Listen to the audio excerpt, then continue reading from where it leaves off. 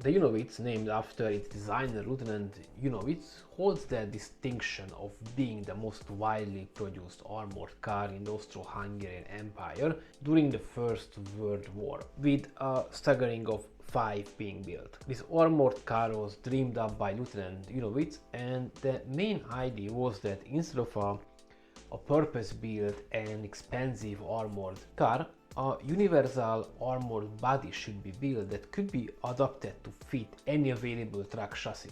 While these armored cars saw some use during the World War, many details regarding their deployment is unknown. Also, as per good tradition of the Austro-Hungarian Empire, it was probably misused or failed to utilize fully. In the early years of World War I, the Austro-Hungarian Army Command and Ministry of War actively sought proposals for the development of armored vehicles, which is sort of ironic as the world's first armored car was built in the Austro-Hungarian Empire before the war and was offered to the army, but it was turned down promptly as it's a useless waste of resources, they said.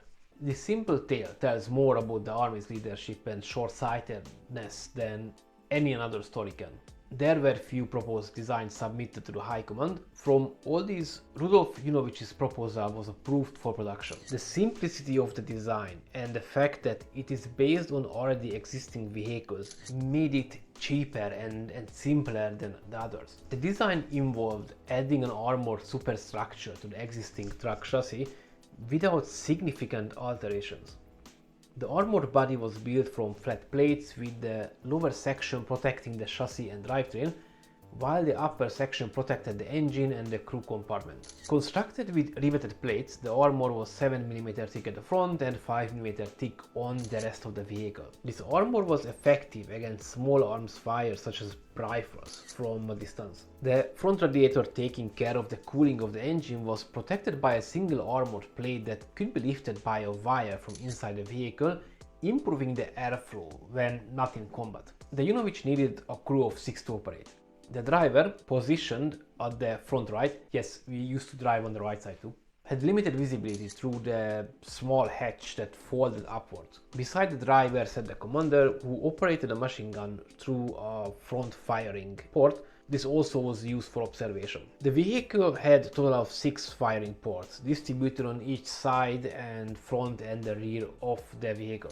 Behind the driver and the commander, the compartment housed 3 gunners, ammunition, crew belongings, supplies, and 2 to 4 machine guns. Following the completion of the first vehicle in 1915, the first Junovicz entered active service, initially deployed to Serbia.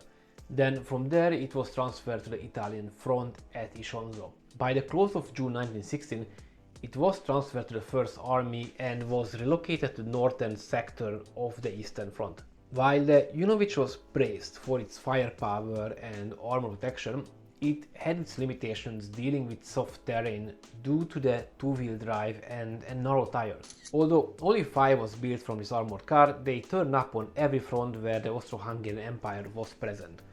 I think the only exception was the Middle East. Yes, you heard me right. The Austro-Hungarian Empire sent units to support the Ottoman Empire, and if you want to learn more about this, you could check out my other video. These armored cars fought all the way till the end of the war.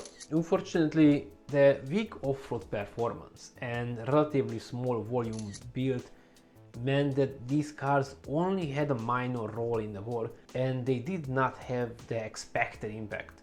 Nevertheless, we have to point out that its firepower and armor protection was recognized and was more than enough at the time. As it was relatively cheap to build compared to other purpose-built vehicles, it had a great potential, but this was again not utilized. In the aftermath of the war, the fate of all Junovicz units took a less glamorous turn. Both Italy and Romania, the recipients of these armored cars, opted to scrap them. This sad end marked the conclusion of the Junovicz's military service.